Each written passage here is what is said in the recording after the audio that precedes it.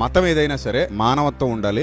ఏ మతంలో కొనసాగుతున్నా సరే మంచితనానికి చోటు ఇవ్వాలి. అది లేనప్పుడు అది ఉన్మాదమే తప్ప అది సరైన విధానం కాదు. మీరు చూడండి, మొన్న హోలీ రోజున చాలా మంది హైందవ సోదరులు చాలా సంప్రదాయబద్ధంగా చక్కగా ఆనందకరంగా ఆరోగ్యకరంగా హోలీ జరుపుకున్నారు. వాళ్ళ విషయంలో ఏ ప్రాబ్లం లేదు. కానీ కొంతమంది మూర్ఖులు రోడ్డు మీద వచ్చి పోయే వాళ్ళ మీద నీళ్లు పోయడం, చక్కగా ఇతర మతాల వాళ్ళు వెళ్ళిపోతుంటే వాళ్ళని బాధ పెట్టడం, వాళ్ళ ఆడవాళ్ళని హింసించడం, పైనుంచి వాళ్ళు కొత్త బట్టలు వేసుకెళ్తుంటే వీళ్ళ పైశాచిక ఆనందంతో తారు నీళ్లని పేడ నీళ్లని వాళ్ళ మీద కొట్టడం, వాళ్ళ మీద చల్లటం, ఇలాంటి పైశాచికత్వాన్ని ప్రదర్శించే వాళ్ళని అసలు ఏం చేయాలి చెప్పండి? అన్ని మతాల వాళ్ళు, ముఖ్యంగా హైందవ సమాజంలోని సోదరులు కూడా ఇలాంటి దుర్మార్గుల్ని ఖండించాలి. ఎందుకంటే బాధ ఎవరికైనా బాధే కదా. సో ఇది ఎవరు చేసినా తప్పే. ఎందుకంటే మానవత్వం లేకుండా మన పైశాచికపు ఆనందం కోసం రోడ్డును పోయే వాళ్ళని బాధ పెట్టడం, వాళ్ళని ఇబ్బందులకు గురి చేయడం ఎంతవరకు కరెక్ట్? ఎంతమంది, ఎన్ని కుటుంబాలు ఇబ్బందులు పడతాయి, ఎంతమంది అమ్మాయిలు ఆడపిల్లలు ఇబ్బందులు పడతారు. వాళ్ళు మన కుటుంబానికి చెందిన వాళ్ళు అయితే మనకే బాధే కదా. కాబట్టి ఇలాంటి వారిని దయచేసి అందరూ ఖండించండి. ఇలాంటి వాటిని ప్రోత్సహించే వాళ్ళు అసలు సపోర్ట్ చేయకండి ప్లీజ్.